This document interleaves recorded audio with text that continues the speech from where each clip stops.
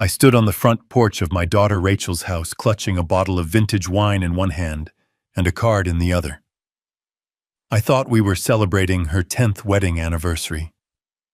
The house was a sprawling mansion in the suburbs, the kind with pillars that looked like marble but were actually hollow plaster. I reached for the doorbell, a smile on my face, ready to play the role of the supportive father. Then my phone buzzed in my breast pocket. It was a sharp, insistent vibration that made me pause. I pulled it out. The screen lit up with a text from Steinberg, my lawyer for 30 years. The message was short. "Do not sign anything. Call me immediately." My heart hammered against my ribs. Steinberg never texted after 5 in the afternoon unless the building was on fire. I stepped back from the door, moving into the shadow of a decorative cypress tree, and dialed his number. He answered on the first ring. Bernie listened to me very carefully. Steinberg's voice was low and urgent. "Rachel just sent a courier to my office. She filed a petition to activate a durable power of attorney over your estate. She claims you have been diagnosed with severe cognitive decline. She has a buyer lined up for your farm, Bernie. They want to close the sale tomorrow morning at 9. The phone almost slipped from my hand. My farm. The 200 acres of prime land I had bought 40 years ago, the place where I taught Rachel to ride a bike, the place where my late wife Catherine and I had planned to grow old. They were selling it. Tomorrow. Steinberg continued, his voice cutting through my shock like a razor. "They are claiming you are unfit, Bernie. They say you are a danger to yourself. If you sign any document tonight, any document at all, they can use it to validate their claim that you are compliant with their supervision. Do not sign." Do you understand? I understood. I understood everything in a single blinding flash. The invitations to dinner. The sudden concern for my health over the past few weeks. The way Jason, my son-in-law, had been asking about property taxes. It wasn't love. It was a demolition job. I hung up the phone and stood there in the dark. The cold night air bit into my face, but I didn't feel it. I felt a coldness spreading from my chest outward. They thought I was just an old retired construction worker living on a pension. They thought I was a senile old fool who could be moved around like a piece of furniture. They had no idea that I still owned 40% of the largest construction firm in the state through blind trusts. They had no idea they were declaring war on the man who built the very foundations of this city. I reached into my pocket and pulled out a small digital voice recorder I used for dictating memoirs. I clicked it on and slipped it into the front pocket of my jacket, leaving the microphone just peeking out. I smoothed my tie. I put the smile back on my face, but it didn't reach my eyes. I pressed the doorbell. It was showtime. The door swung open, and there was Rachel. She was wearing a dress that probably cost more than my first car. Her smile was bright, too bright, like a neon sign that flickers before it burns out. "Dad, you made it." She pulled me into a hug that felt like a trap. She smelled of expensive perfume and desperation. Come in. Jason is just opening the wine. We have been waiting for you." I stepped into the foyer. The house was magnificent on the surface, but I knew construction. I looked at the crown molding and saw the hairline cracks. I looked at the floor and saw the cheap laminate disguised as hardwood. It was a house built on debt, a castle of cards waiting for a breeze. Jason walked out of the kitchen, wiping his hands on a towel. He was 42, but dressed like a 20-year-old influencer wearing sneakers that cost $500. "Hey, Bernie, good to see you." "Good to. You look a little tired. Are you feeling okay?" The game had begun. This was the gaslighting Steinberg had warned me about. They needed to establish that I was frail. I looked at him and blinked slowly, playing the part. "I am all right, Jason. Just a little trouble with my eyes lately." The drive over was a bit confusing. I intentionally slurred the word confusing just a fraction. Jason exchanged a quick, satisfied glance with Rachel. I saw it. They thought the bait was taken. Come sit down, Dad. Rachel guided me to the dining room table, her hand gripping my elbow a little too firmly, as if she were guiding a toddler. Brittany is here too. She is just finishing up a call. Brittany, my 19-year-old granddaughter, was slumped on the sofa in the living room. She didn't stand up. She didn't look up from her phone. Hey, Grandpa, she mumbled, her thumbs flying across the screen. I looked at her, the girl I had set up a college fund for, the girl whose first car I had secretly paid for. She looked at me with total indifference. To her, I was just an ATM that had stopped dispensing cash fast enough. We sat at the table. The dinner was elaborate. Roast beef, truffled potatoes, expensive wine. But the conversation was an interrogation disguised as small talk. Rachel poured me a glass of wine, filling it to the brim. So, Dad, Rachel said, cutting her meat with surgical precision. We were worried about you last week. You didn't answer your phone on Tuesday. Did you forget to charge it again? I hadn't forgotten. I was at a board meeting for the corporation finalizing a merger worth $30 million. But I couldn't tell them that. Not yet. I rubbed my forehead, feigning a headache. I think I lost the charger, Rachel. I looked for it in the kitchen, but I couldn't remember where I put it. My memory isn't what it used to be. Jason leaned forward, his voice dripping with fake sympathy.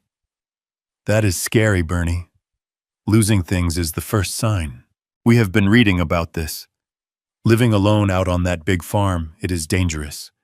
What if you fall? What if you leave the stove on? I took a sip of wine. It tasted bitter, or maybe that was just the bile rising in my throat. I am fine, Jason. The farm is my home. Catherine and I built that house. Rachel put her fork down. The metal clinked loudly against the china. Mom is gone, Dad. She has been gone for 5 years. You are holding on to a ghost. We just want you to be safe. We found this wonderful community. It is assisted living.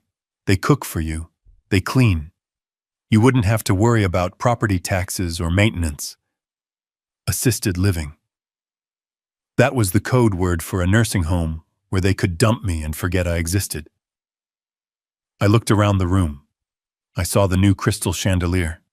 I saw the designer handbags on the counter. I saw the stack of unopened bills on the side table that Jason thought he had hidden. They didn't care about my safety. They cared about the $2 million my farmland was worth to developers. They were drowning in debt, and I was their life raft. I need to think about it, I said, making my hand tremble as I lifted the glass again. It is a big decision. We can help you with the decision, Jason said. He reached under the table and pulled out a leather folder. He placed it on the table and slid it toward me. In fact, we wanted to take a load off your shoulders tonight. This is just a standard form. It allows Rachel to handle the utility bills and the insurance for the farm. You know how complicated that paperwork gets. If you sign this, you won't have to worry about the mail anymore. We will handle the boring stuff.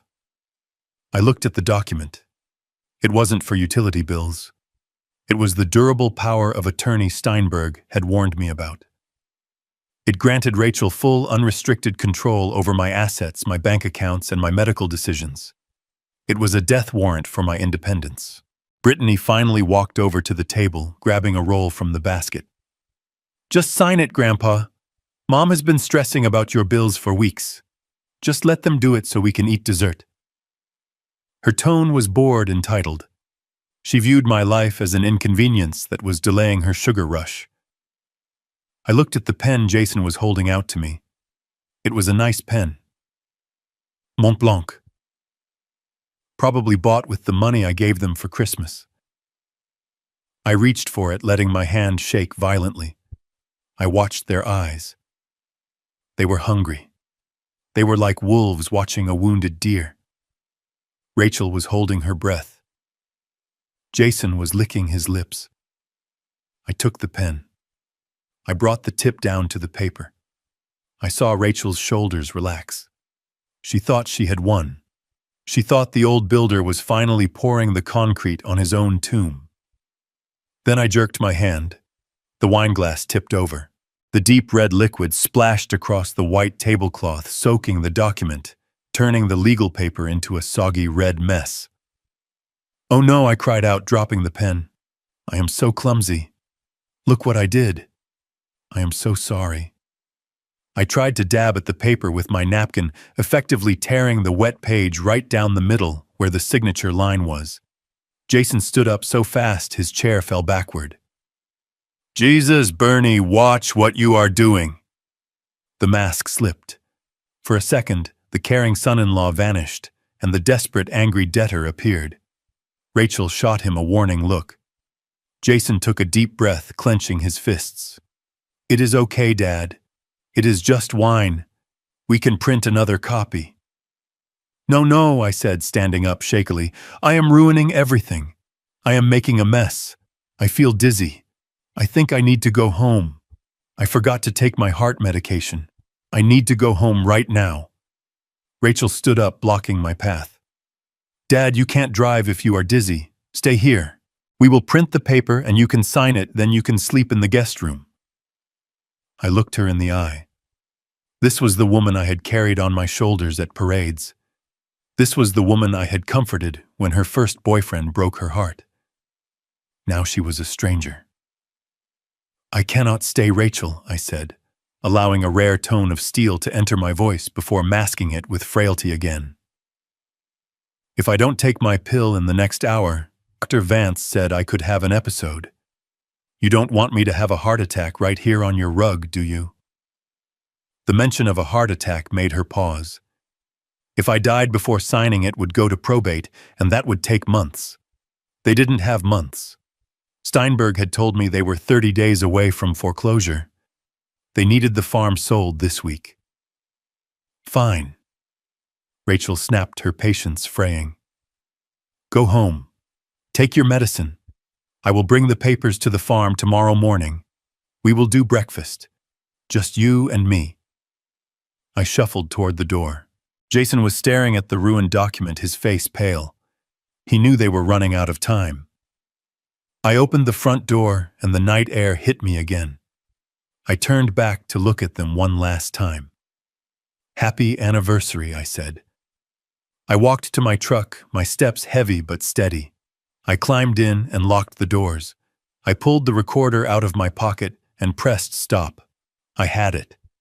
I had the pressure, the lies about the document's content, the admission that they were targeting the farm. I started the engine. I wasn't going home to sleep. I was going to Steinberg's office. He was waiting for me. We had a lot of work to do before the sun came up. My daughter wanted to play games with my legacy. She wanted to treat me like a child. Tomorrow I was going to show her what a grown man does when his family declares war. I drove away from the house of lies, and for the first time all night I smiled. But it wasn't a nice smile. It was the smile of a man who was about to foreclose on his own family. The heavy oak door of Steinberg's private office clicked shut behind me, sealing out the hum of the city. It was 1 in the morning, but the lights were blazing. This room smelled of old leather, expensive scotch, and billable hours. It was a smell I usually associated with victory, with closing multi-million-dollar deals for the Kowalski Group. Tonight, it smelled like a funeral home. Steinberg was sitting behind his massive mahogany desk, his tie undone, looking at a thick file spread out in front of him. He didn't look at me like a friend tonight. He looked at me like a general briefing a commander who had just been shot in the back. I walked over to the sidebar and poured myself a glass of water. My hands were steady now. The tremors I had faked at Rachel's dinner table were gone. I took a long drink, washing away the taste of that expensive wine and the lies my daughter had fed me. Steinberg watched me. He knew who I really was. To the world, to my neighbors, and even to my own ungrateful family, I was Bernie, the retired foreman, who lived on a pension and drove a 10-year-old truck. They saw the calluses on my hands and assumed I was simple. They didn't know that those calluses came from building the skyline of this city. They didn't know that the BK emblazoned on the cranes towering over downtown stood for Bernie Kowalski. I had kept my name off the Forbes list and my face out of the papers to protect them, to keep them grounded. What a spectacular failure that had been. Steinberg cleared his throat. He tapped a finger on the file. Bernie, we have a problem. A big one. Mike just sent over the financials on Jason and Rachel. It is worse than we thought. I sat down in the leather chair opposite him. Give it to me straight, Arthur. Don't sugarcoat it. I have built skyscrapers in hurricanes. I can handle a little rain. Steinberg slid a stack of papers across the desk. It wasn't rain, Bernie. It is a tsunami. Wow. Your son-in-law, Jason, the genius entrepreneur, isn't just having a bad month. He is drowning. He leveraged their house to buy into a cryptocurrency scheme 6 months ago. He lost everything. The bank sent a notice of default last week. They are 30 days away from foreclosure. I picked up the document. It was a foreclosure notice from First National. I saw the numbers. $500,000 in debt. $500,000. My jaw tightened. This was why they were so desperate. This was why they needed my farm. They weren't trying to help me manage my bills. They were trying to liquidate my life to cover their gambling losses. But that is not all, Steinberg said, his voice dropping an octave. Mike found something else. He got access to their private messages. You need to see this, Bernie. But I warn you, it is going to hurt more than the money. He handed me a tablet. On the screen was a chat log between Rachel and her best friend, a woman I had known since she was in diapers. I started reading. The timestamp was from 2 days ago. Rachel wrote, I don't know how much longer we can stall the bank. We need the money from the farm now. Her friend replied, can't you just ask him for a loan? He has savings, right?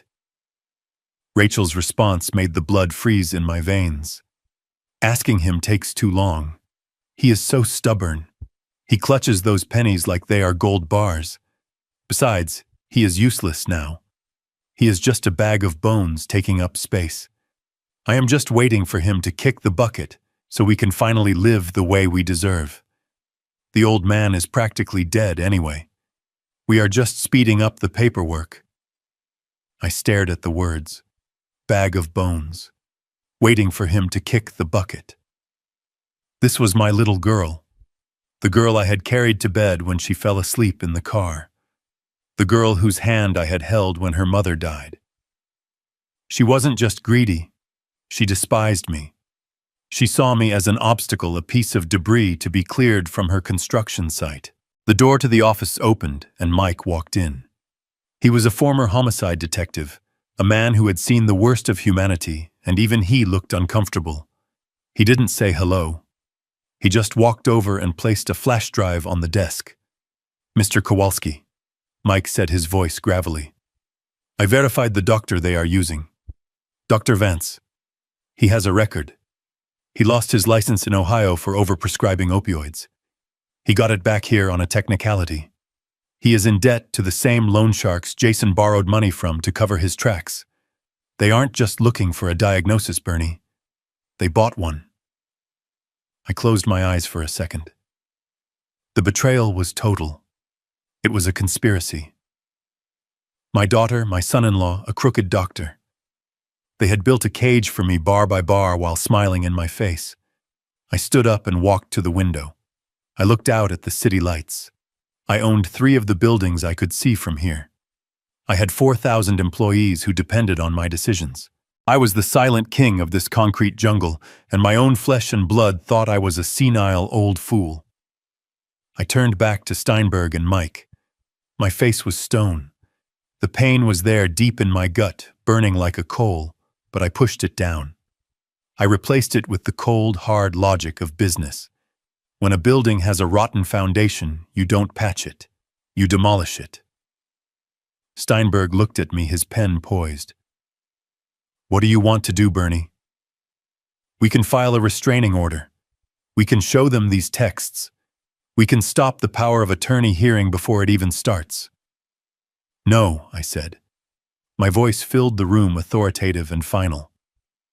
That is what a victim does. I am not a victim. If we stop them now, they will just find another way. They will wait until I actually get sick. They will come back like termites. No, we are going to let them proceed. Steinberg frowned. Bernie, that is dangerous. If they get that signature. They won't, I interrupted. Listen to me. Here is the plan. First, I want you to move all my liquid assets. Everything that isn't tied down in the corporate trusts. Move it to the account in Zurich. Tonight. Leave the local checking account with just enough to keep the lights on at the farm. Let them think that is all I have. Steinberg nodded, typing furiously. Done. What else? I pointed to the foreclosure notice on the desk. Who holds the note on Rachel's house? First National, Steinberg said. I want you to buy it, I said. Use the holding company, the one with the obscure name. Omega Holdings. Buy their debt. Buy Jason's car loans. Buy every cent of debt they have. I don't want them owing the bank. I want them owing me. Mike let out a low whistle. That is cold, Mr. Kowalski. It is business, I said. They want to play games with property rights. Let's teach them a lesson in ownership. And Steinberg, regarding the construction company, draft a new directive for the board. Effective immediately, any contracts with vendors associated with Jason's failed crypto partners are terminated. Scorched earth. Steinberg looked up, a small shark-like smile touching his lips. You are going to squeeze them. I am going to crush them, I corrected. But they need to believe they are winning. They need to walk into that trap thinking they have the cheese. Tomorrow Rachel is going to take me to see this Dr. Vance. She wants a diagnosis. I will give her a performance that will win an Academy Award. I will be the most confused, helpless old man she has ever seen. I want that doctor to sign that paper. I want them to commit the crime. I want it on record. Mike tapped the flash drive. I can wire you up, Bernie. Audio and video. We can catch Vance soliciting a bribe or falsifying the exam. Do it, I said. I want high definition. I want to see the sweat on his forehead when I take him down. I walked back to the desk and picked up the tablet again. I looked at the message one last time. Old bag of bones. I set the tablet down gently. They think I am dying. They think I am weak. They are about to find out that I am the one who holds the sledgehammer. Steinberg stood up. It will take me all night to structure the debt acquisition. Bill me, I said. Bill me for every second. I walked toward the door. My step was light. The exhaustion was gone. I had a project now. It wasn't a skyscraper or a stadium. It was a lesson in respect. I paused at the door. One more thing, Arthur. Yes, Bernie. Find out where Brittany wants to go to college. Steinberg checked his notes. She has been talking about fashion school in Paris.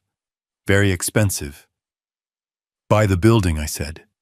Steinberg paused, his pen hovering. Excuse me. Buy the building that houses the school, I said calmly. If I am going to pay for her education, I might as well be her landlord too. I want to control the roof over her head.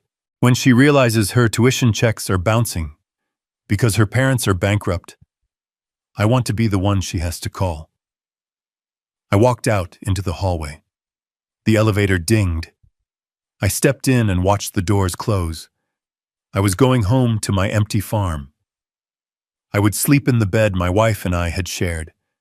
I would look at her picture and apologize for what I was about to do to our daughter. But Catherine would have understood. She hated thieves, and she hated liars. Our daughter had become both.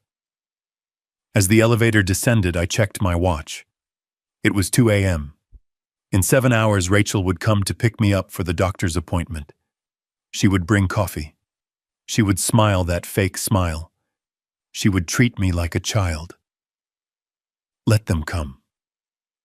The trap was set, the bait was laid, and the wolf was waiting in the living room dressed in sheep's clothing.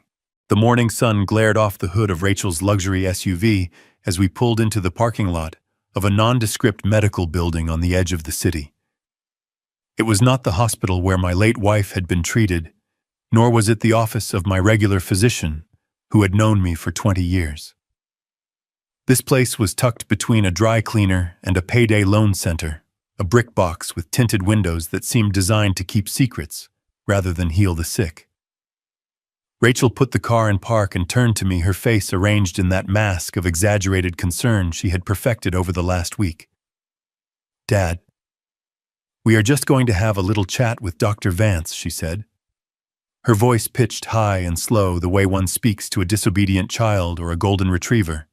"He is a specialist. He is going to help us figure out why you have been so confused lately." I stared out the window, letting my mouth hang open slightly, keeping my eyes unfocused. I didn't tell her that I knew exactly who Dr.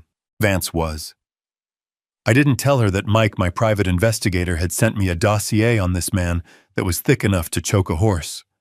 Vance was a doctor who had lost his privileges at 2 major hospitals for ethical violations.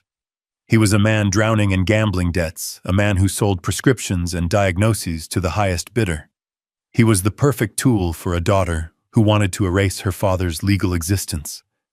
I patted my chest pocket, feeling the hard rectangular outline of the high-definition recording device Mike had taped to the inside of my jacket. It was running. Every word, every lie, every breath in that room would be captured. "I don't need a doctor, Rachel," I mumbled, letting a tremor shake my hand as I reached for the door handle. "I just need to go to the farm. I need to feed the chickens. I haven't had chickens in 15 years, but Rachel didn't care about the details. She just needed the narrative. See, Dad?" "This is what I mean," she sighed, getting out and coming around to open my door. "You don't have chickens anymore. You are living in the past. Come on, let's get this over with." She gripped my arm hard, her nails digging into my bicep through the fabric of my coat. It wasn't a guiding hand. It was a shackle. We walked into the waiting room. It smelled of stale coffee and industrial cleaner. The carpet was worn, and the magazines on the table were 3 years old. There was no receptionist, just a sliding glass window that was firmly shut. Rachel knocked on it sharply. A moment later, a heavy door buzzed open, and a man in a white coat stepped out.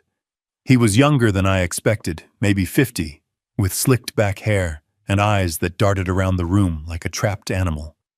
He wore a gold Rolex that looked too big for his wrist and too expensive for this zip code. This was Dr. Vance. "Mrs. Miller," he said, extending a hand to Rachel. He didn't even look at me. "I see you brought the patient." "Yes," Dr. Rachel said, lowering her voice to a conspiratorial whisper. "He has been worse this morning. He thinks he has livestock to feed. He forgot where he was 3 times on the drive over. We need that assessment today. The insurance needs it immediately." She had almost slipped. She almost said the bank. They needed the competency ruling to finalize the foreclosure bailout and sell my land. Vance nodded, his eyes finally sliding over Tim. He looked at me not as a person, but as a transaction. A quick signature, a fat envelope of cash, and his bookie would be off his back for another month. "Come on back, Bernie." Vance said, his tone oily and dismissive. "Let's take a look at you." I shuffled after him, dragging my feet, letting my shoulders slump. We entered an examination room that was barely larger than a closet. The examination table paper was wrinkled as if it hadn't been changed since the last patient. Vance sat on a rolling stool and gestured for me to sit on the exam table. Rachel stood by the door, arms crossed, guarding the exit like a prison warden. So Bernie Vance began clicking a pen. He didn't pick up a stethoscope. He didn't check my blood pressure. He went straight for the kill. "Do you know what year it is?" I looked at the ceiling, squinting as if trying to recall a distant memory. "It is 1998, I asked, my voice quavering. No, wait. Is Clinton still the president? I saw Rachel smirk in my peripheral vision. She was enjoying this. She was watching the mighty Bernie Kowalski, the man who demanded perfection on every job site, reduced to a babbling fool. Vance scribbled on his clipboard. Disoriented to time and place, he muttered loud enough for the recording to pick up. Okay, Bernie. Can you count backward from 100 by sevens? I stared at him blankly. 100? 7? I like the number 7. My wife, she liked 7. Where is Catherine? Is she coming to pick me up? Vance didn't even wait for me to finish. He checked another box. Severe cognitive impairment. Unable to perform simple calculations. He looked up at Rachel. It is textbook Mrs. Miller. Advanced dementia. Rapid onset. He is not capable of making financial or legal decisions. He is a danger to his own estate. Rachel let out a breath she must have been holding since she woke up. Thank you, doctor. You have no idea how hard this has been, watching him fade away like this. Can you sign the certificate now? We have an appointment with the caregivers this afternoon. Hold on, Vance said. I need to ask him a few more questions to make it official. Just for the file. He turned back to me, leaning in close. His breath smelled of peppermint and rot. Bernie, do you know who this woman is? He pointed to Rachel. I looked at my daughter. I looked at the greed in her eyes, the impatience, the total lack of empathy. I saw the little girl who used to cry when her ice cream fell, now grown into a woman who would push her father off a cliff for a purse. That is the lady from the bank, isn't it? I said softly. She wants my signature. Everyone wants my signature. Rachel rolled her eyes. See? He doesn't even know me. Vance nodded, flipping the page. Okay, Bernie. I am going to prescribe you something to help you calm down. It is called haloperidol. It will help with the agitation. This was it. The trap. I knew haloperidol. I knew it because when I built the psych ward at St. Jude's 10 years ago, I had read the spec sheets on the pharmaceutical storage protocols. It was a heavy antipsychotic. Used on elderly patients, it was often called a chemical restraint. It turned people into zombies. If he prescribed that without a proper physical workup, without checking my heart history, it was malpractice. It was assault. I widened my eyes, leaning forward, dropping the senile act just enough to deliver the payload. Haloperidol. I asked, my voice suddenly clear, though I kept the volume low. Is that like the Thorazine they used to give the boys in the Union I read in the Federal Register? Title 42, Section 483? That chemical restraints are illegal in nursing facilities without a specific diagnosis of psychosis. Are you saying I am psychotic? Dr. Vance froze. His pen stopped moving. He looked at me, really looked at me for the first time. I had just quoted the code of federal regulations regarding the rights of nursing home residents. It was a specific, dense piece of legal knowledge that no dementia patient would recall, let alone cite in context. For a second, panic flared in his eyes. He realized I had just referenced a federal statute. He looked at Rachel, then back at me. He was trying to figure out if I was lucid or if I was just parroting something I had heard on a news program. I leaned back, letting my mouth go slack again, returning to the character. I saw it on the TV. I mumbled, drooling a little. The man on the TV said, Section 483. He said the bad doctors go to jail. Do you like jail? Doctor, my friend, he went to jail in Ohio for pills. Opioids. He lost his license. Just like the man on the TV. Vance turned pale. I had just referenced his past. I had just told him in the coded language of a madman that I knew about Ohio. I knew about the license he lost. I knew who he was. Rachel, oblivious to the duel happening between us, stepped forward impatiently. What is he talking about? He is rambling again. Just sign the paper, Doctor. Vance swallowed hard. He was sweating now. He looked at me and he saw the glint in my eye. He knew something was wrong. But he was trapped. He needed Rachel's money. He was in too deep to back out now. If he refused to sign, Rachel would demand a refund of the bribe she had likely already paid him. If he signed and I was faking it, he was finished. But greed is a powerful blinder. He convinced himself I was just repeating nonsense. He convinced himself a 71-year-old construction worker couldn't possibly know about his sealed record in another state. He is confabulating. Vance stammered, his voice cracking. Mixing reality with television. It is a classic symptom, very advanced. He turned to the clipboard and signed his name at the bottom of the certificate of incompetency. The scratching of the pen on the paper sounded like a gunshot in the small room. Here he said, ripping the sheet off and handing it to Rachel.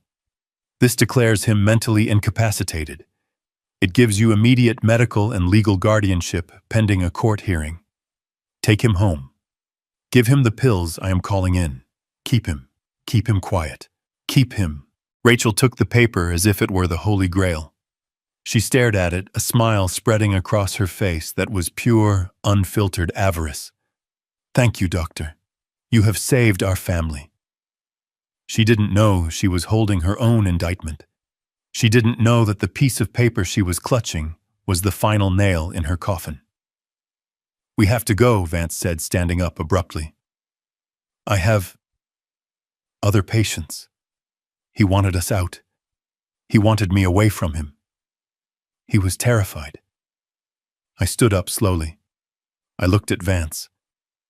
I tapped my chest pocket just once, a subtle gesture that meant nothing to Rachel, but everything to a man who lived in the shadows. The recorder. Have a nice day, Doctor. I said, my voice steady, the slur completely gone for just 1 second. Good luck with the audit. Vance's eyes widened, his jaw dropping, but Rachel was already pulling me out the door. Come on, Dad, we are getting ice cream. We are going to celebrate. We walked out into the parking lot. The sun was still shining, but the world had changed. They had done it. They had crossed the line. They had committed fraud, conspiracy, and malpractice, and I had it all on tape. Rachel buckled me into the car, treating me like a piece of precious, fragile cargo, not because she loved me, but because I was now a liquid asset. She got into the driver's seat and pulled out her phone. I watched her type a message. I knew who it was for. It was for Jason. Got the paper, she typed. He is officially crazy. Call the realtor. Sell the farm. I closed my eyes and leaned my head against the cool glass of the window. Let them make the call. Let them set the date.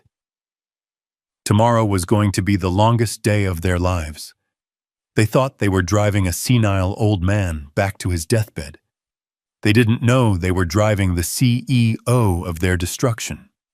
Rachel started the engine and turned up the radio, humming along to a pop song. She was happy. She thought she had won the lottery. I sat in the silence of my own mind, reviewing the plan. Steinberg would have the assets moved by now. Mike would be securing the video feed from the doctor's waiting room to corroborate the timeline. The trap was sprung. As we drove away from the clinic, I looked back one last time. I saw Dr. Vance standing in the window, watching us leave, a look of pure dread on his face. He knew. He knew he had just made a fatal mistake. But Rachel. She didn't have a clue, and that was going to make the fall so much harder. I reached into my pocket and turned off the recorder. Phase 2 was complete. Now it was time for the escalation. It was time to let them think they were kings right before I toppled the throne. I closed my eyes and pretended to sleep, dreaming of justice. It tasted sweeter than the ice cream she was about to buy me. The rumble of a diesel engine shattered the morning peace of my farm. I looked out the kitchen window, my hands gripping the edge of the sink until my knuckles turned white. A massive moving truck was backing up my driveway, crushing the azaleas Catherine had planted 20 years ago. Behind it, Rachel's SUV and Jason's sports car followed like vultures circling a carcass. They weren't just visiting. They were invading. I walked out onto the porch, letting my shoulders slump, putting on the mask of the confused old man. Rachel jumped out of her car, barking orders at the movers. She wasn't wearing her usual high heels. She was in combat mode, leggings and sneakers, ready to clear out a life she deemed expired. "Dad," she shouted, waving a hand dismissively at the truck. "Don't panic. We are moving in. Dr. Vance said you need 24-hour supervision. We can't trust you alone out here anymore." I watched two burly men carry a leather sofa, my leather sofa, out of the living room and dump it on the grass. What are you doing?" I asked, my voice trembling just enough to sell it. "That is my chair. I sit there to read the paper." "Not anymore," Jason said, striding up the steps with a box of his own things. "That thing smells like old man and dust. We are bringing in our furniture. If we are going to take care of you, we need to be comfortable. This isn't a museum, Bernie. It is a living space." They didn't ask. They didn't knock. They just took over. For the next 3 hours, I sat on a wooden stool in the corner of the kitchen, watching them dismantle my life. It wasn't just furniture. It was history. Rachel went through the cabinets with a black trash bag, sweeping things off the shelves. My collection of spices from my travels. The mugs Catherine and I bought in Napa. The little clay statues Rachel herself had made in kindergarten. Trash, junk, clutter. She muttered the words like incantations, tossing items into the bag with a sickening crunch. Then she went for the hutch in the dining room. Inside was Catherine's collection of porcelain angels. She had collected them for 30 years. Each one had a name. Each one had a story. Rachel opened the glass door and started grabbing them by the handful. "Rachel, please," I said, standing up, letting a real note of panic enter my voice. "Not those. Your mother loved those." Rachel stopped and looked at me, a porcelain angel dangling from her fingers by a wing. "Mom is dead, Dad. These are just dust collectors. You don't need them. You probably don't even remember where half of them came from." She dropped the angel into the trash bag. The sound of it shattering against the other debris was a physical blow to my gut. I sat back down, lowering my head. I wasn't hiding my face to cry. I was hiding my face so she wouldn't see the cold, hard rage in my eyes. I added the price of those angels to the mental ledger I was keeping. The bill was getting higher by the minute. By noon, the house was unrecognizable. My furniture was either on the lawn or in the dumpster they had ordered. Their modern, sterile furniture filled the rooms. The warm oak and leather were replaced by glass and chrome. It looked like a hotel lobby, cold and impersonal. Then came the final insult. Jason walked into the kitchen drinking a beer he had taken from my fridge. "All right, Bernie, let's get you settled." We took the master bedroom, obviously. We need the space for our office setup to manage your estate. The master bedroom, the room where I woke up next to Catherine for 40 years. The room where we whispered our secrets in the dark. Where am I going to sleep?" I asked. Jason pointed a thumb downward. "The basement. There is that finished room down there next to the furnace. It is quiet. You won't be disturbed by us moving around upstairs. Plus, it is cooler down there. Good for your circulation." The basement room was a storage closet. It had a small window that looked out at the dirt. It smelled of damp concrete and oil. They were putting the owner of the estate, the man who built this house with his own 2 hands, into the cellar like an unwanted dog. I didn't fight. I couldn't. If I fought, they would call the police. They would show them Dr. Vance's paper. They would say I was violent. I shuffled to the stairs carrying the one small suitcase they had allowed me to keep. "It's okay," I mumbled. I like the quiet. I spent the afternoon in the semi-darkness of the basement sitting on a cot they had set up. I could hear their footsteps above my head. Thump, thump, thump. The sound of invaders walking on my ceiling. I turned on the recorder again. I needed every second of this. Around 6 in the evening, the noise level changed. It wasn't just footsteps anymore. It was bass. Heavy rhythmic music vibrating through the floorboards. Laughter. Shouting. Brittany had arrived. I walked up the stairs, slowly opening the door to the kitchen. The scene was chaotic. Brittany had brought 4 friends, college kids with expensive clothes and loud voices. They were in my kitchen, eating my food, drinking my liquor. The patio doors were open, and some of them were out by the pool, a pool I had built for Rachel when she was 10. Brittany was sitting on the counter holding a martini glass. She saw me standing in the doorway, looking worn and gray in my old cardigan. She didn't jump down. She didn't introduce me. She rolled her eyes. "Ugh, ignore him," she said to a boy with bleached hair standing next to her. "That is just Grandpa. He is basically the help at this point. He comes with the house like the furniture." The boy laughed, a cruel braying sound. "Does he talk, or is he just for decoration?" Brittany smirked. "He thinks he talks. Mostly he just mumbles about the good old days. He is totally senile. My parents are taking over everything tomorrow. We are going to turn this place into a party house for the summer before we sell it."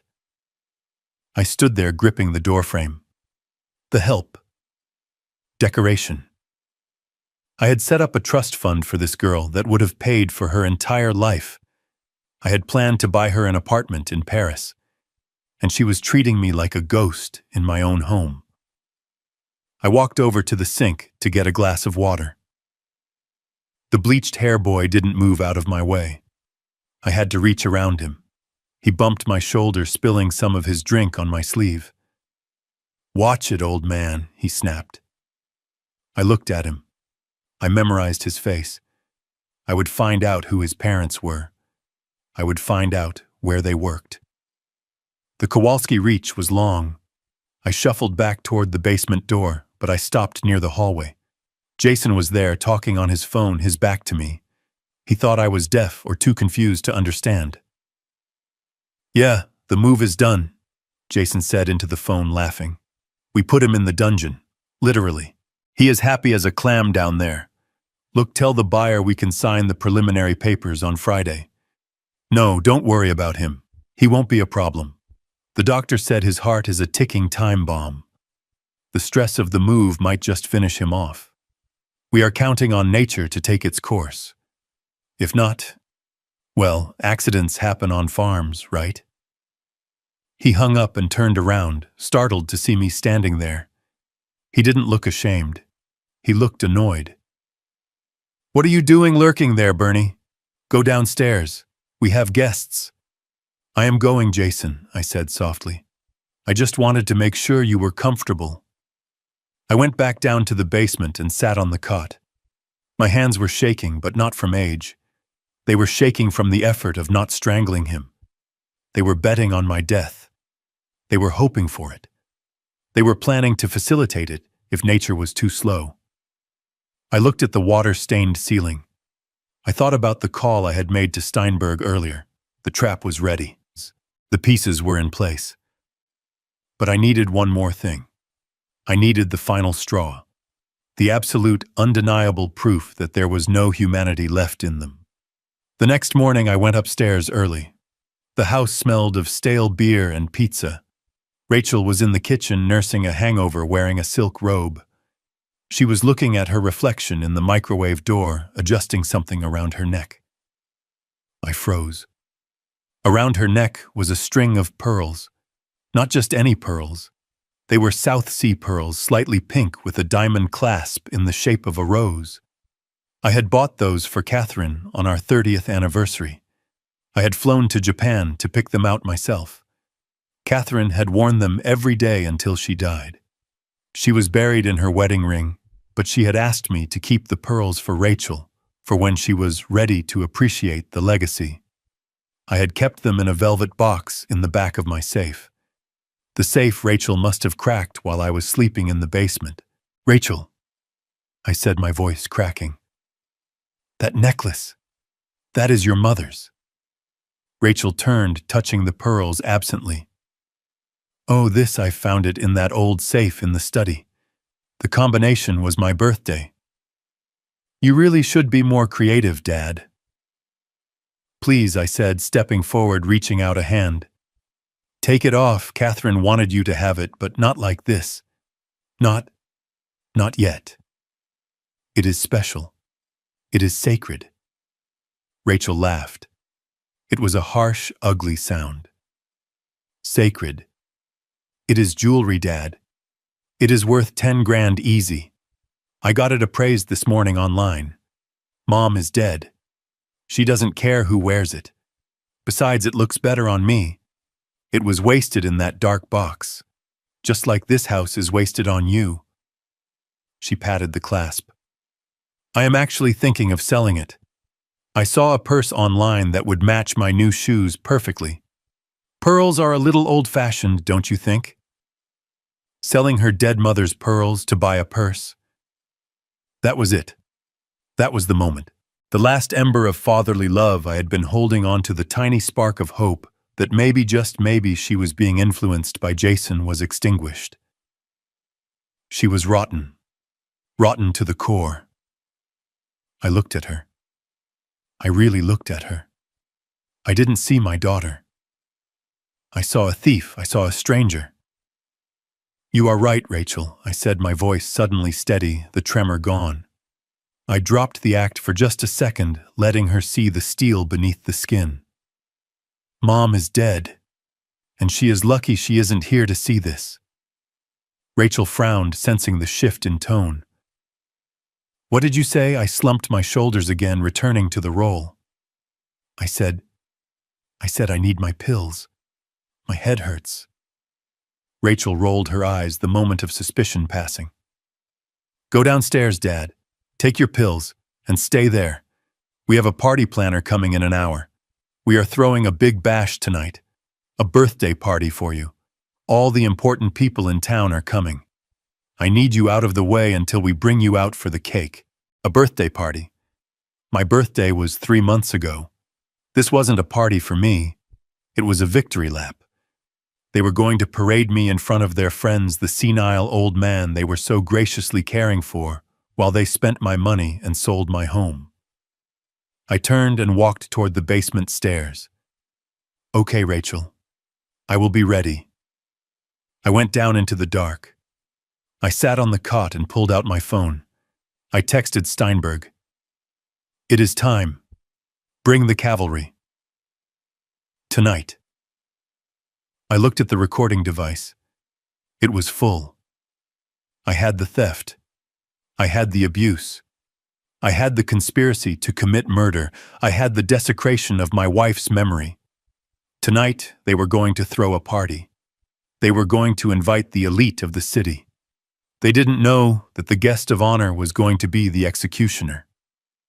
I laid back on the cot and closed my eyes. I wasn't afraid anymore. I wasn't sad. I was ready. The Kolaski demolition crew was on site, and the wrecking ball was swinging. The sun had barely set when the invasion entered its final phase. My farm, usually a sanctuary of cricket songs and rustling leaves, was now vibrating with the thumping bass of a sound system that cost more than my first truck. Floodlights bathed the backyard in an artificial blinding white glow, washing out the stars I used to watch with Catherine. They had set up a white tent on the south lawn, crushing the winter wheat I had planted as a cover crop. It wasn't just a party. It was a coronation. They were crowning themselves the new kings and queens of my empire, and I was the court jester they were dragging out for one last laugh. Rachel came down to the basement to get me at 7. She had changed again.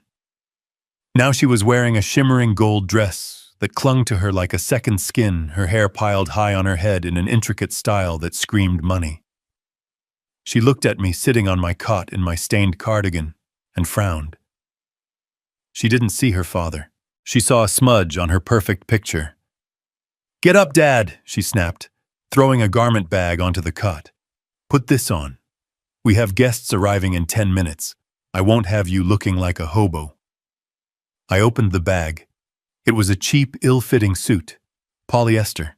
It felt like sandpaper against my fingers. It was a size too big, likely bought off the rack at a discount store while she was shopping for her gold dress.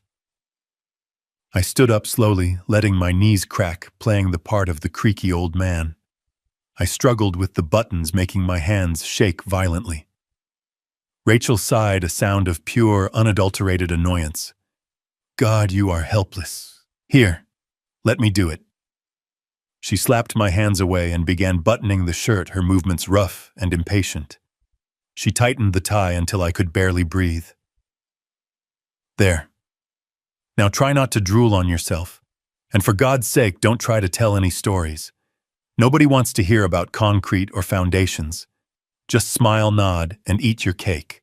She sprayed me with a cloud of cologne that smelled like desperation and pine cleaner. Then she grabbed my arm and marched me up the stairs. The transformation of the main floor was complete. It was terrifying. My home was gone. In its place was a cocktail lounge. Waiters in black vests were circulating with trays of hors d'oeuvres that I couldn't identify. A bartender was mixing drinks in the corner where my favorite reading chair used to be. And the people. There were at least 50 of them. I recognized some of them. There was the mayor, a man I had donated to anonymously for years. There was the head of the local country club, a man who had once denied me membership because I worked with my hands. There were Rachel's friends, a gaggle of women who looked like clones of her holding wine glasses and judging the upholstery.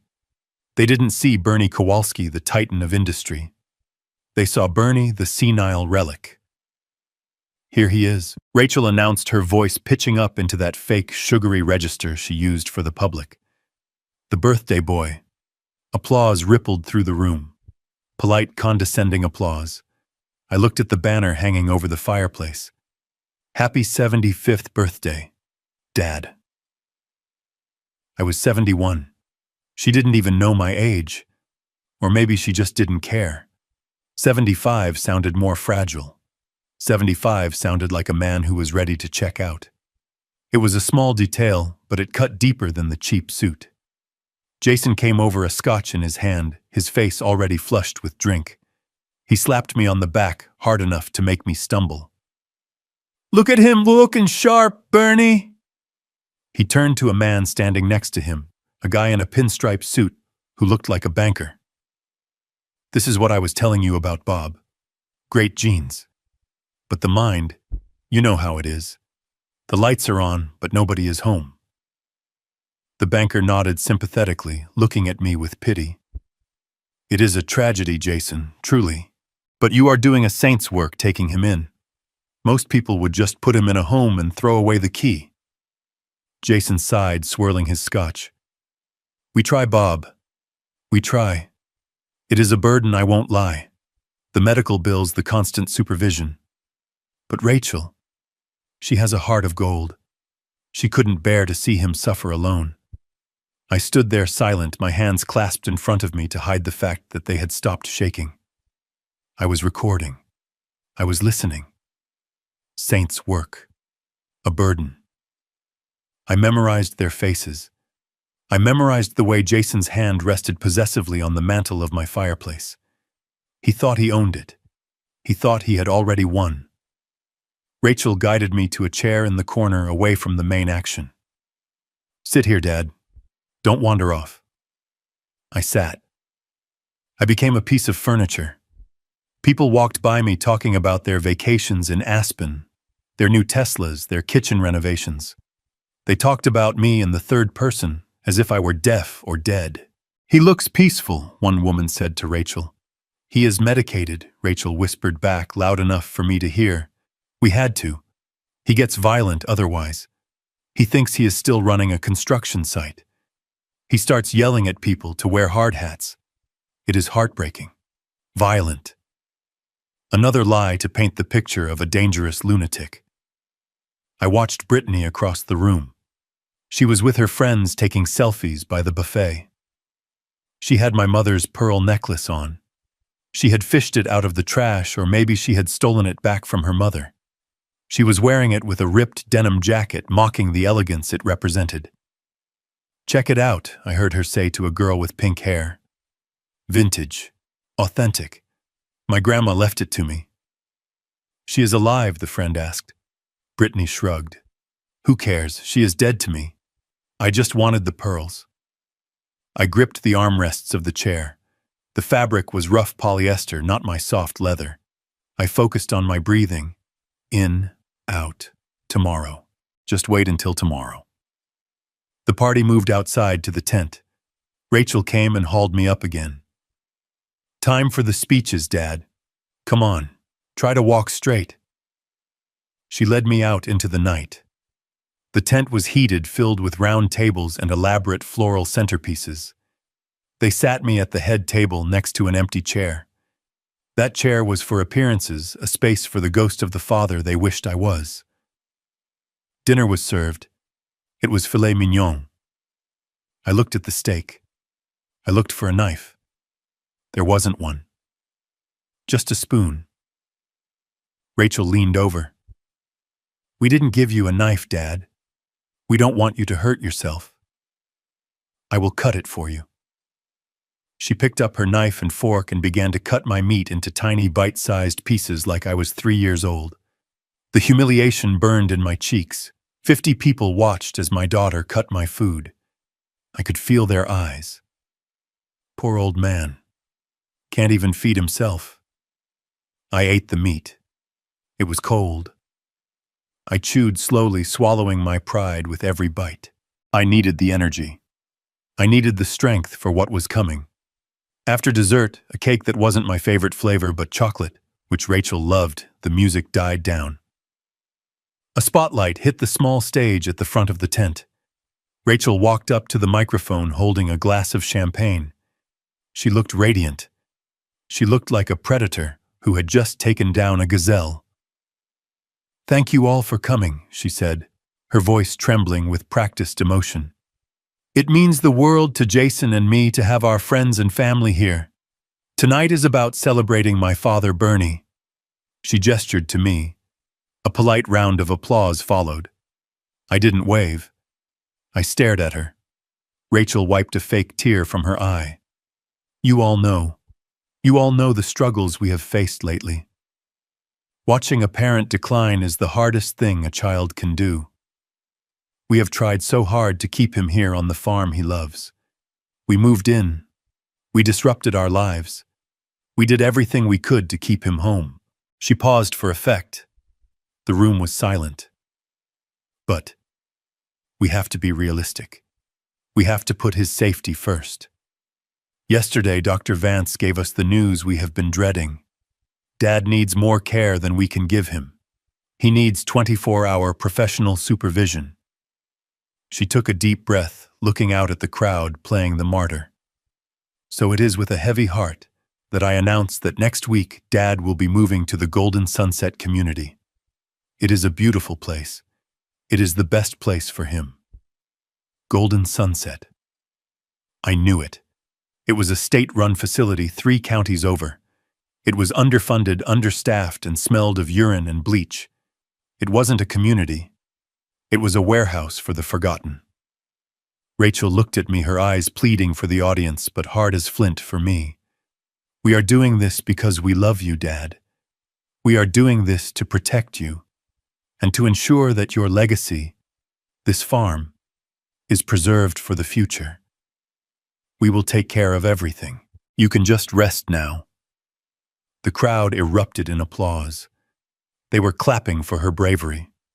They were clapping for her sacrifice. They were clapping for my imprisonment. Jason stood up and hugged her. Brittany clapped without looking up from her phone.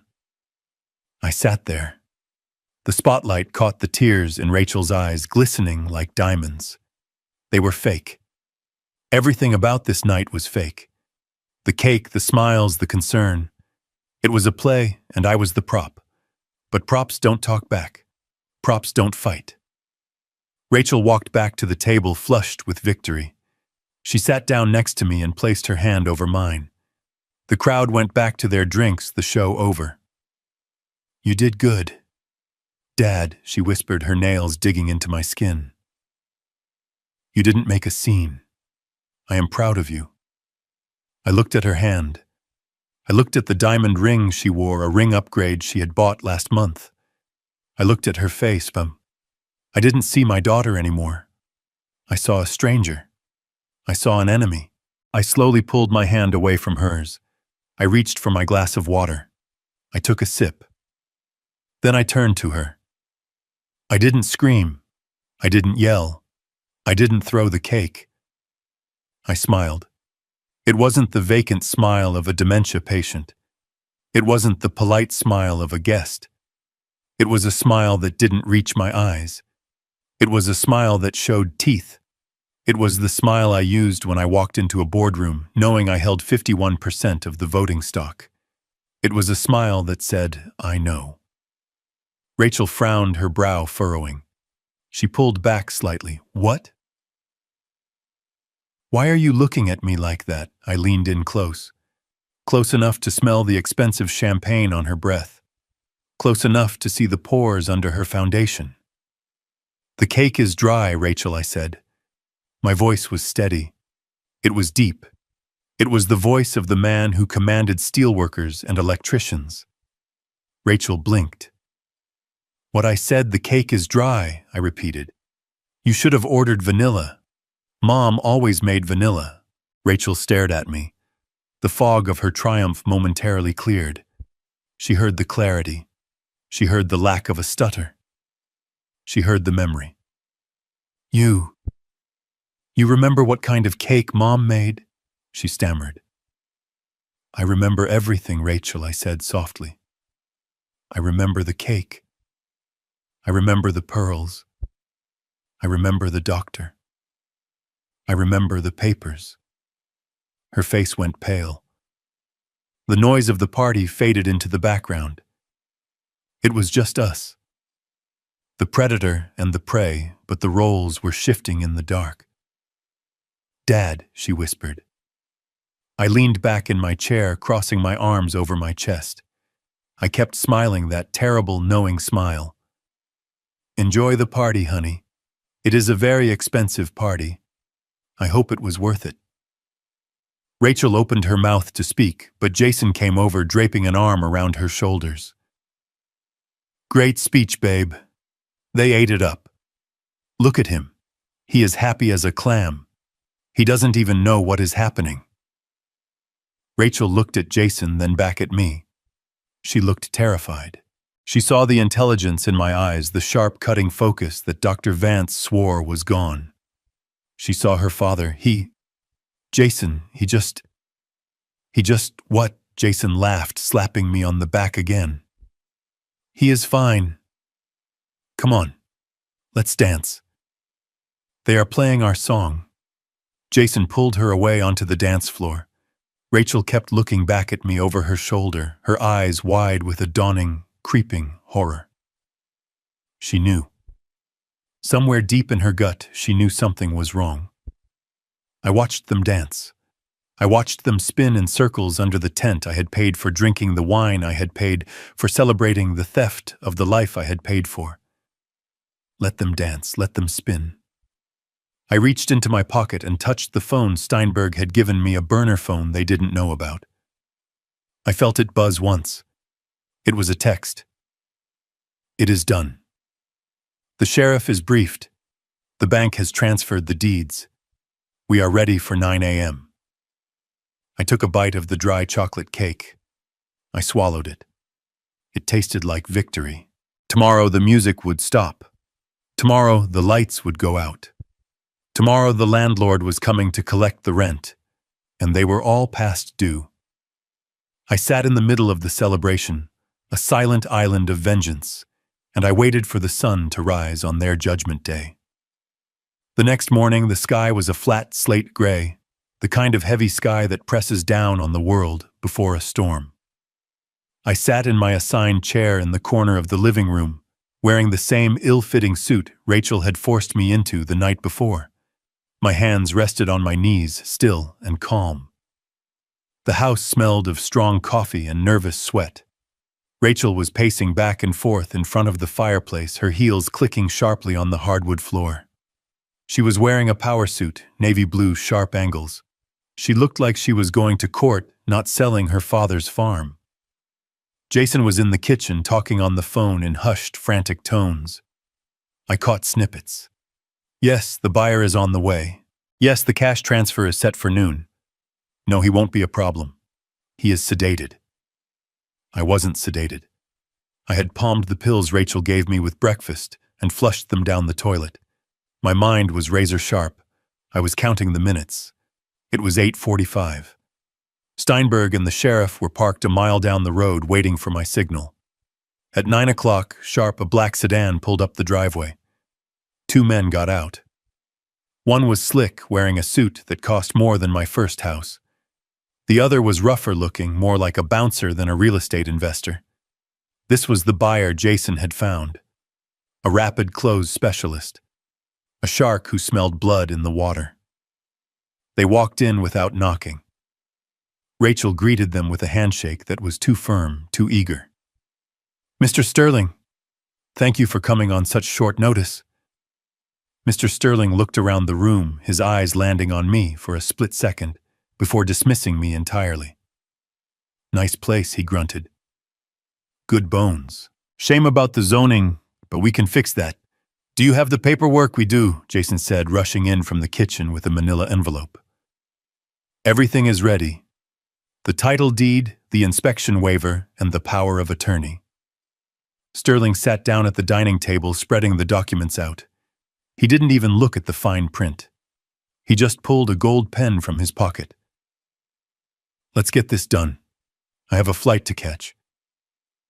Rachel pulled out the power of attorney document, the one Dr. Vance had enabled with his signature. She placed it on the table next to the deed. She picked up a pen. Her hand hovered over the signature line. This was it. The moment of theft. The moment she signed away 40 years of my life for a quick payday. "Wait," Sterling said, holding up a hand. "Where is the doctor's note?" "My legal team requires the certificate of incompetency to be attached. Chain of custody, you know." "Right here," Rachel said, pulling the paper Vance had signed yesterday out of her purse. She smoothed it out on the table. "Dr. Vance signed it yesterday. Severe cognitive decline. He is incapacitated." She glanced at me as she said it. Her eyes were cold. There was no guilt there, only calculation. Sterling nodded. "Good. Sign it." Rachel lowered the pen. The tip touched the paper. The ink began to flow. I reached into my pocket and pressed the button on the burner phone. The front door didn't just open. It exploded inward. Sheriff Miller, a man I had known since he was a deputy, strode into the room, his hand resting on his service weapon. Behind him were 2 deputies and Steinberg carrying a briefcase that looked like it contained nuclear codes. "Nobody move!" Sheriff Miller shouted, his voice booming off the walls. "Step away from the table." Rachel dropped the pen. It rolled across the table, leaving a streak of black ink like a scar across the deed. Jason froze in the kitchen doorway, his face draining of color. Sterling looked annoyed, not scared. He was used to legal trouble. "What is the meaning of this?" Rachel shrieked, finding her voice. "We are concluding a private business transaction." "Who called you?" "I did," I said. My voice wasn't the mumbling whisper of the last week. It was the voice I used to direct crane operators from the ground floor. It cut through the chaos like a knife. Rachel spun around. Her eyes widened. "Dad." I stood up. I didn't struggle. I didn't shake. I stood up straight, buttoning my jacket with steady hands. I walked over to the table and picked up the power of attorney document. I looked at it, then looked at Rachel. You tried to sell my farm, Rachel. You tried to sell it for pennies on the dollar to a man who bulldozes history for strip malls. And you tried to do it by declaring me dead while I am still standing here. Bernie, Rachel stammered, stepping back. You are confused. The doctor said. The doctor is a liar, Steinberg interrupted, stepping forward. He opened his briefcase and pulled out a thick stack of papers. Dr. Vance is currently in custody. We picked him up 20 minutes ago at his office. He was very eager to cut a deal when we played him the recording. Recording, Jason squeaked. The recording of him signing a false diagnosis in exchange for a cash bribe, Steinberg said. And the recording of you, Mrs. Miller, instructing him to maximize the severity of the diagnosis to expedite the sale. Rachel turned pale. That is illegal. You can't record a doctor's visit, actually. I said, stepping closer to her. In a one-party consent state, I can record any conversation I am a part of, especially when I am the victim of a conspiracy. Sheriff Miller stepped forward, handcuffs gleaming in his hand. Rachel Miller. Jason Miller. I have warrants for your arrest. Conspiracy to commit fraud. Elder abuse.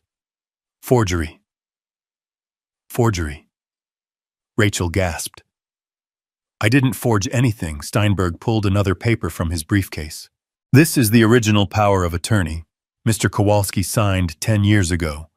It clearly states that any activation of power requires the consensus of 2 independent board-certified neurologists, not a disgraced general practitioner with a gambling problem. By attempting to use Vance's note to override this, you committed fraud. And by signing this deed today as his proxy, well, that is forgery. Jason tried to run. It was pathetic. He bolted for the back door, knocking over a chair. One of the deputies tackled him before he even reached the kitchen. He went down hard, screaming about his rights, about how it was all a mistake. Rachel didn't run. She just stared at me. Her eyes were filled with shock, but not remorse. She was shocked she got caught. Dad, please, she whispered. Tell them to stop. I am your daughter. I looked at her. I looked at the woman who had thrown my wife's angels in the trash. I looked at the woman who had put me in the basement. My daughter died a long time ago, I said softly. I don't know who you are. The sheriff grabbed her wrists and spun her around. The click of the handcuffs was the loudest sound in the room. Rachel started to cry loud, ugly sobs. It wasn't the cry of a heartbroken child. It was the cry of a narcissist who had lost her audience. Sterling stood up, gathering his things. Well, this seems like a family matter. I will be going. The deal is obviously off. Sit down, Mr. Sterling, Steinberg said. You aren't going anywhere. We have questions about your relationship with Jason Miller and the kickbacks you offered him for this quick sale. Sterling sat back down, his face gray. I walked over to the window. I watched as they led Jason out in cuffs, still shouting. I watched them lead Rachel out, her head hung low. I watched my granddaughter Brittany drive up the driveway in her convertible, music blaring only to slam on the brakes when she saw the police cars. I saw the confusion on her face turn to terror as she realized the party was over. I turned back to the room. It was quiet now. Just me, Steinberg, the sheriff, and the shark in the expensive suit. The farm was safe, but the house felt empty. It felt cold. I had won the war, but the battlefield was scorched. Steinberg walked over to me and put a hand on my shoulder. It is done, Bernie. The assets are secure. The power of attorney is void. I nodded. Thank you, Arthur. I looked at the table where the ink stains still marred the deed. I picked up the pen Rachel had dropped. It was heavy, expensive. I walked over to the fireplace and tossed the pen into the cold ashes. Get them out of here, Arthur, I said, my voice tired. Get everyone out. I have a lot of cleaning up to do. I had taken back my life. Now I had to figure out what was left of it. The silence of the house settled around me heavy and absolute. I was alone. But for the first time in weeks, I was free. The room was thick with the smell of fear and ruined ambition. The handcuffs were on, the deputies were standing guard, but Rachel wasn't done. She was never done. Even in chains, her entitlement was a living, breathing thing thrashing against reality. She twisted in the grip of the officer, her face contorted not with sorrow, but with a fury that was almost impressive in its delusion. "You can't do this," she screamed, her voice shredding the silence of the farmhouse. "It doesn't matter what papers you have, Det. It is my inheritance, it is my right. I am your only child, everything you have is going to be mine eventually anyway. We just tried to access it a little early to save the family. Do you want your grandchildren on the street? Do you want us to starve? You owe us this, you owe me." I stood by the fireplace listening to her scream about what I owed her. I thought about the dance recitals I sat through, the tuition checks I wrote without blinking, the down payment on her first house, the car she crashed and I replaced. I thought about the nights I spent working overtime in the freezing cold to make sure she never knew what it meant to be hungry. I walked slowly toward her. The deputies tensed, but Sheriff Miller waved them off. He knew I wasn't going to hit her. I didn't need to hit her. I had something much heavier to drop. "You talk about what is yours, Rachel," I said. My voice low and calm, a stark contrast to her screeching. "You talk about inheritance as if it is a paycheck you earned. But you didn't earn a dime of it. And as for your family starving, that is an interesting point." I turned to Steinberg. "Arthur, give me the file. The blue one." Steinberg stepped forward, opening his briefcase again. He pulled out a blue folder thick with documents. He handed it to me with a solemn nod. I opened the folder and pulled out a sheet of paper. It wasn't a deed to my farm. It was a deed to a different house. "Do you recognize this?" I asked, holding it up for Rachel and Jason to see. Jason squinted, his face pale and sweaty. That is the title to our house. Our mansion in the Heights." "Correct," I said. "Or rather, it is the foreclosure notice on your mansion.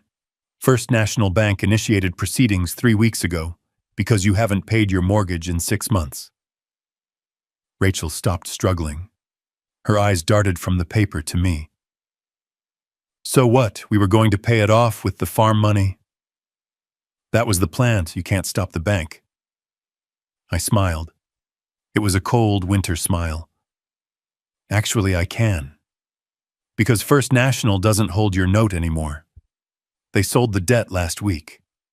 Distressed assets. They were happy to get it off their books." Jason's knees seemed to give out. He slumped against the deputy holding him. Who bought it?" "I did," I said simply. The silence that followed was absolute. Even the air conditioning seemed to stop humming. "Omega Holdings." I continued reading from the document. "A quiet little investment firm. Very private. I am the sole shareholder. I bought your mortgage, Jason. I bought your car loans. I bought the credit card debt you ran up gambling on digital coins that don't exist."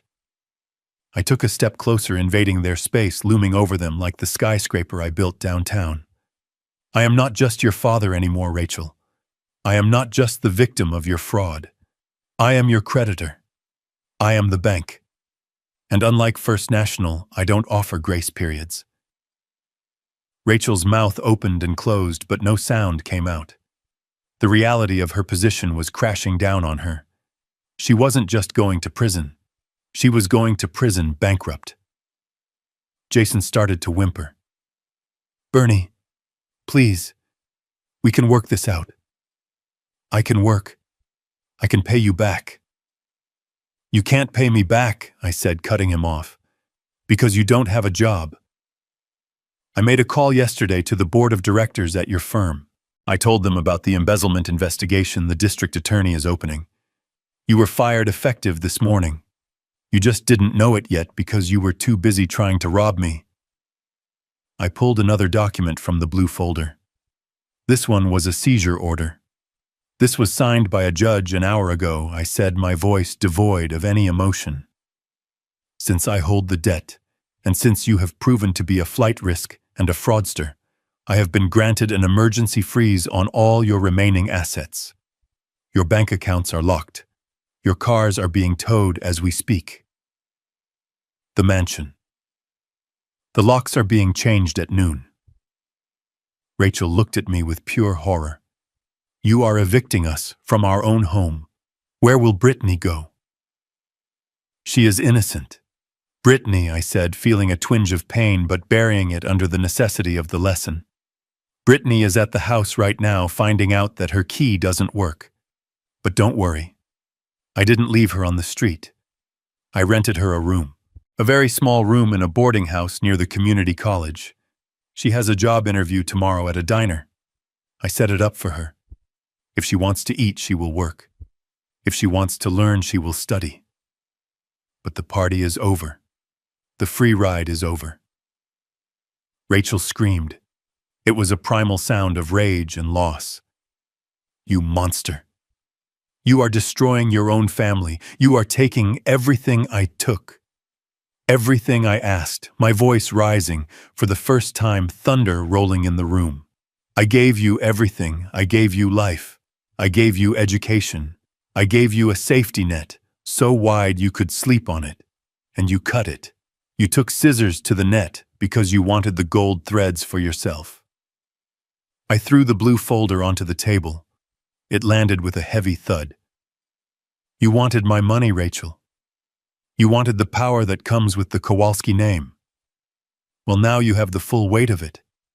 You wanted to treat this family like a business transaction. Fine. You made a bad deal, and I am calling in the loan. Sheriff Miller stepped forward, looking uncomfortable but resolute. All right, that is enough. We need to transport them. Wait, I said. I reached into my pocket and pulled out one last thing. It was a checkbook. My personal checkbook. The one they had tried to steal. I ripped out a check. I didn't write anything on it. I just crumpled it up into a tight ball. Jason looked at it with hungry, desperate eyes. This is what you thought I was, I said, holding the paper ball in front of his face. Just paper. Just a resource to be used up and thrown away. I dropped the ball of paper on the floor.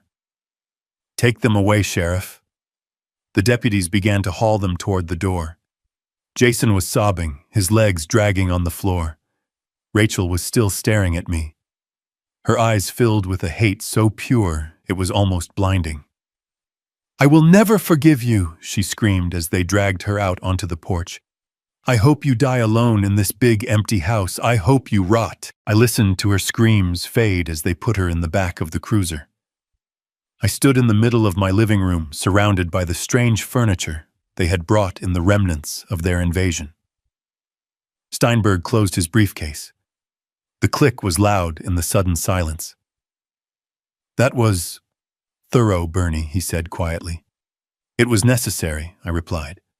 I walked over to the window and watched the police cars drive away, lights flashing, carrying away the last of my biological family.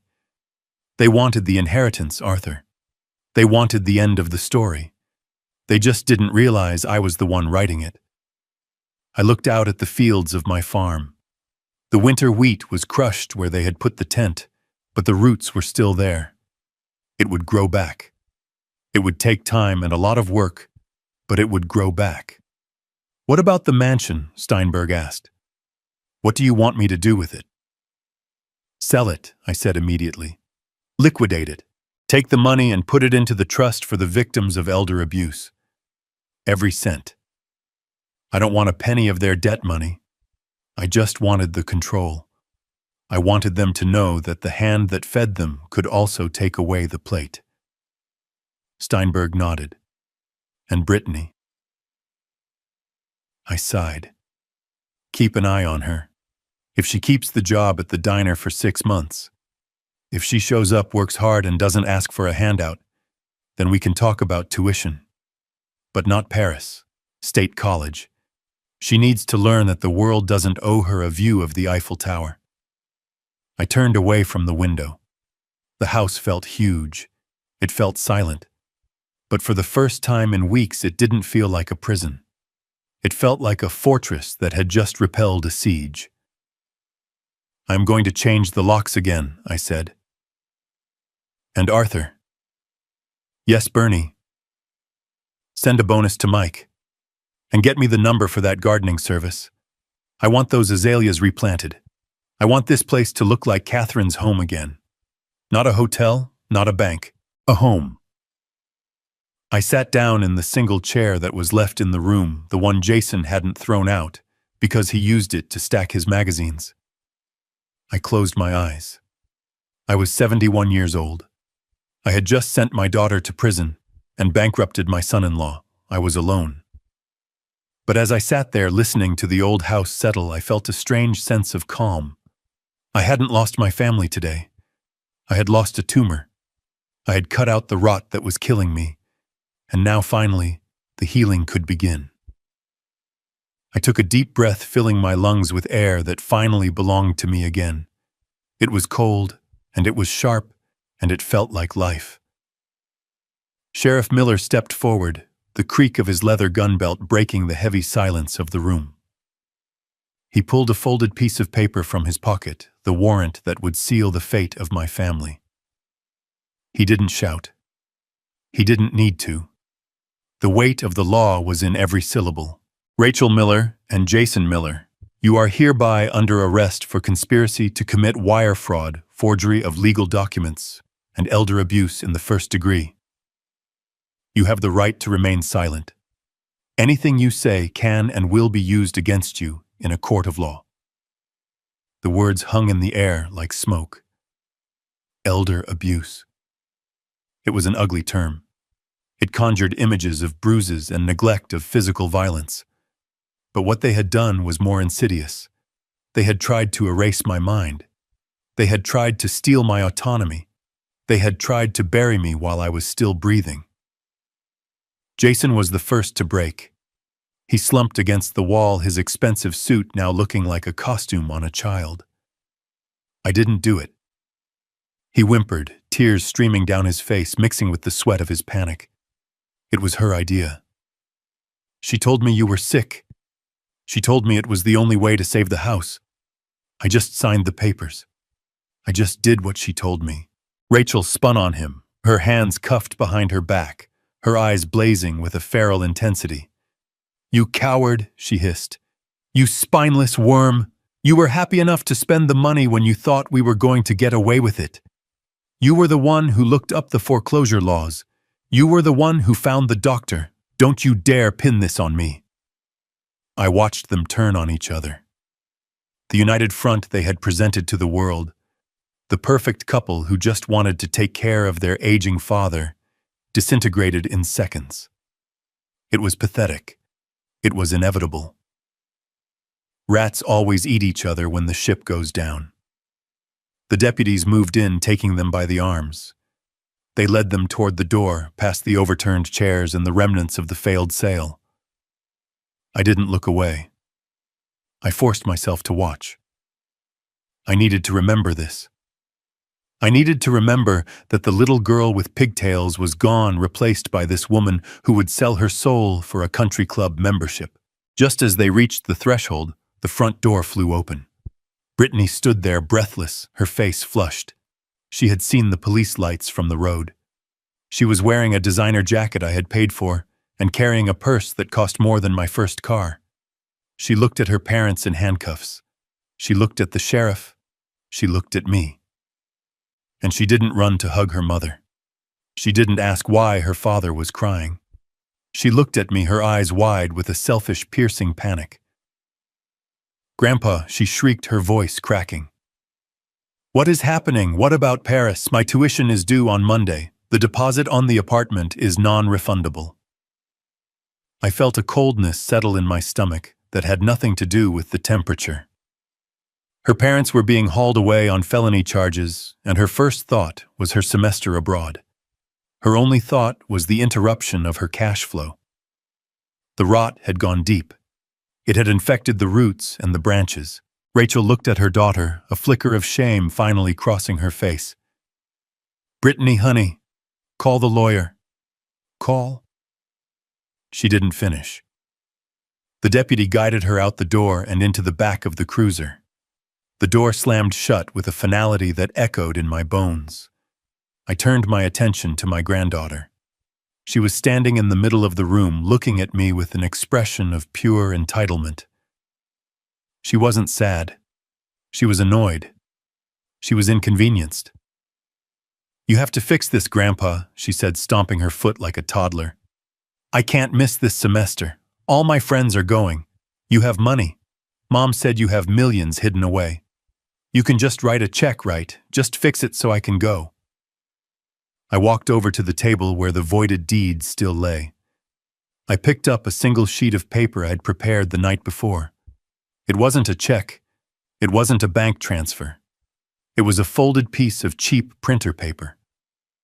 I walked over to Brittany. I looked at her, really looked at her. I saw the emptiness in her eyes.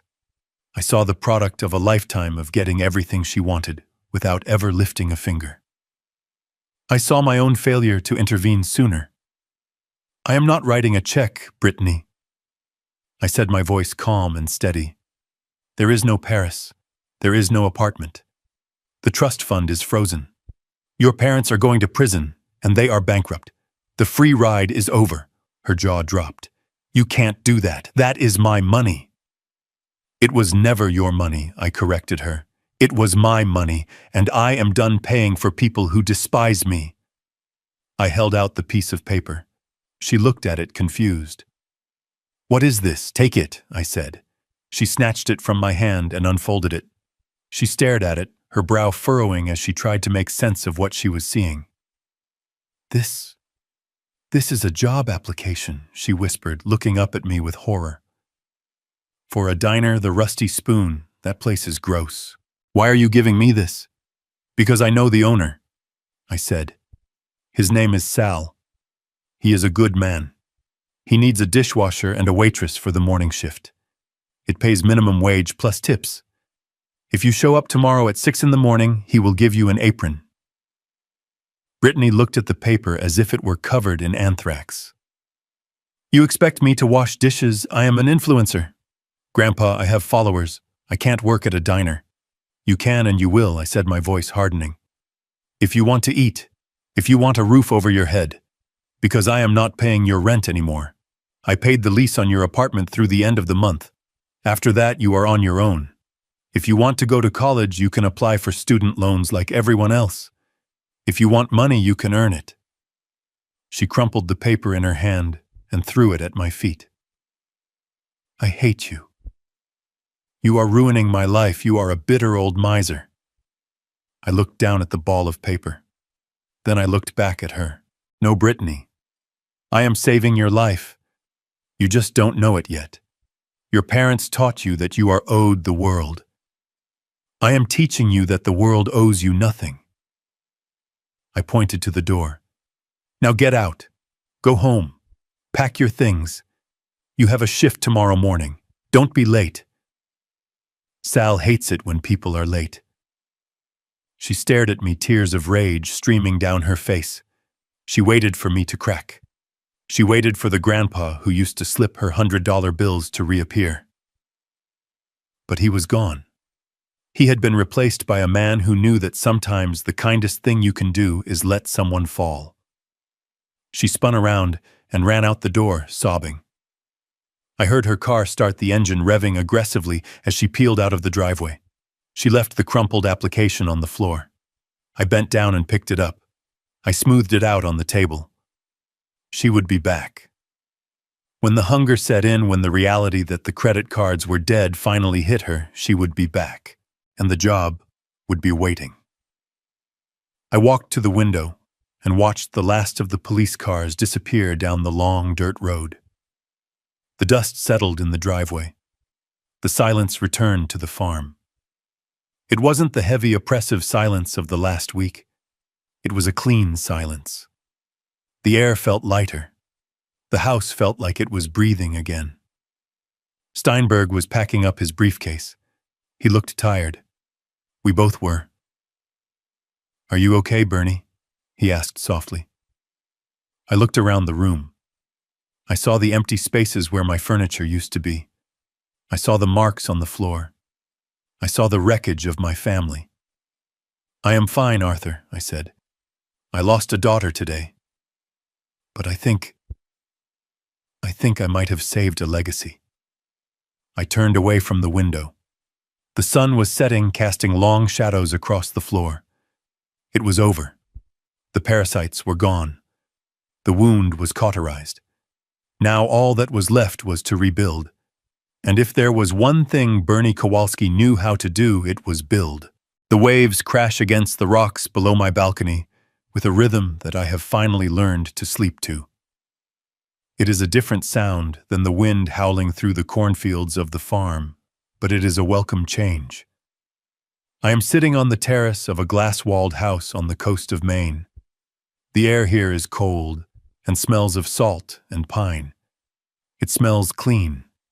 It smells like a place where ghosts cannot follow you.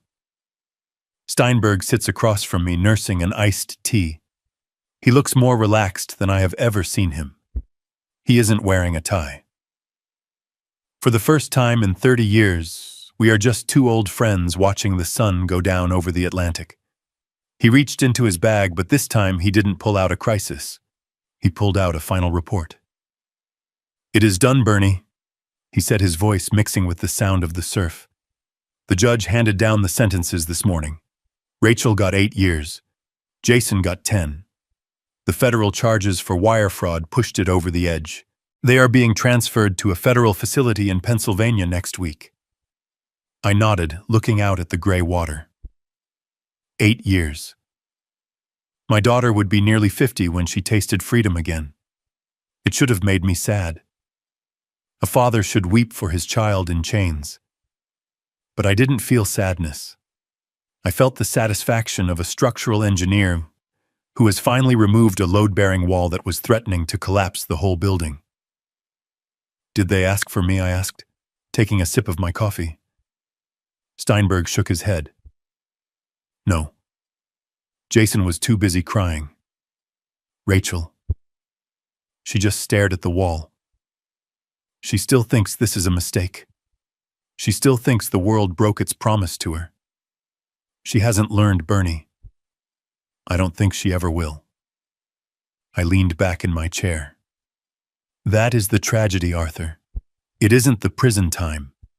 It is the fact that she had everything and she traded it for a shortcut that led off a cliff.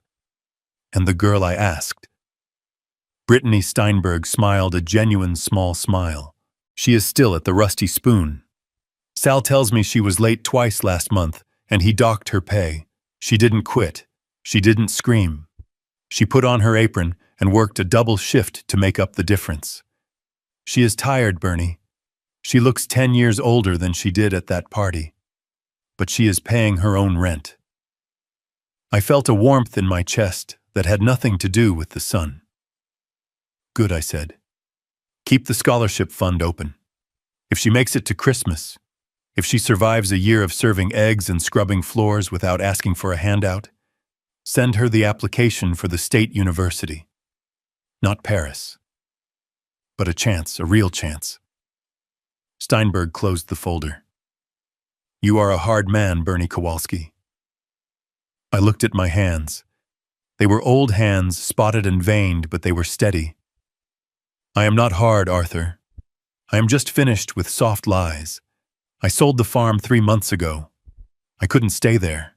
The memories of Catherine were there, yes, but they had been polluted by the invasion. Every time I looked at the dining room, I saw Rachel trying to force a pen into my hand. Every time I looked at the basement door, I remembered the cot. So I sold it to a young couple who wanted to raise horses.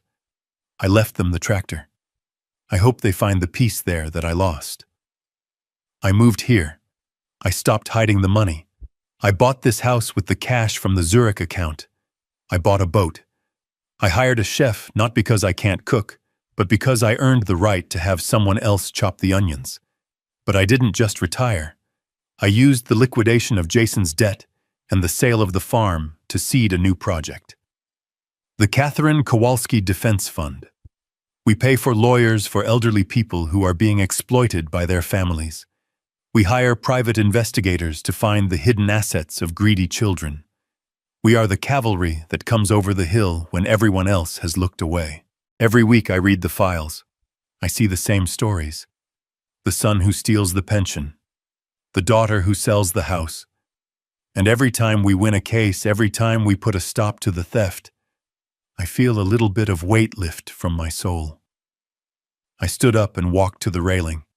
The sun was dipping below the horizon, painting the sky in bruised purples and angry reds. People tell you that family is everything.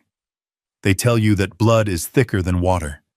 They tell you that you have to forgive because you share a last name. They are wrong. Blood is just biology. Family is behavior. Family is the people who respect you when you are weak. Family is the people who protect you when you are vulnerable. Rachel and Jason weren't family. They were parasites who shared my DNA. I looked at Steinberg. He was my family. Mike, the detective who saved my life, was my family. The young couple raising horses on my old land were more family to me than the woman sitting in a cell in Pennsylvania. I took a deep breath of the salt air. I was 71 years old. I was alone in a big house by the sea. But I wasn't lonely. I was clean.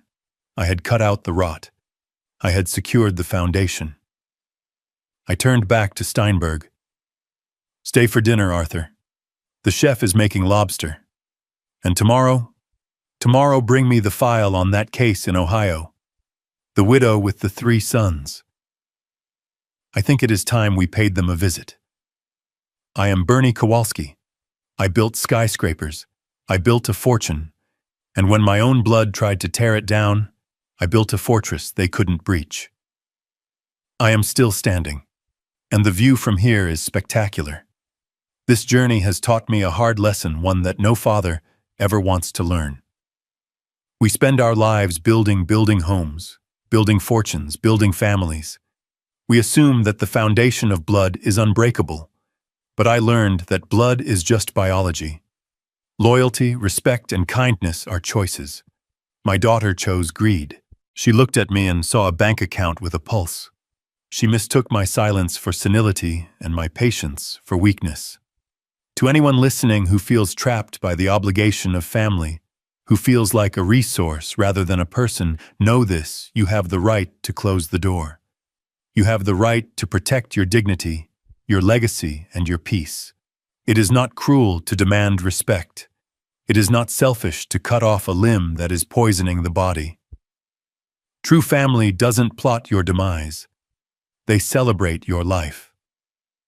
I may have lost a daughter, but I regained my self-respect. And in the end, standing alone in a house built on truth is far better than living in a crowded mansion built on lies. If you enjoyed this story of justice served cold, please hit that like button and subscribe to the channel for more. Now I want to hear from you. If you were in my shoes, would you have sent them to prison, or would you have just cut them off financially? Let me know your thoughts in the comments below. See you in the next story.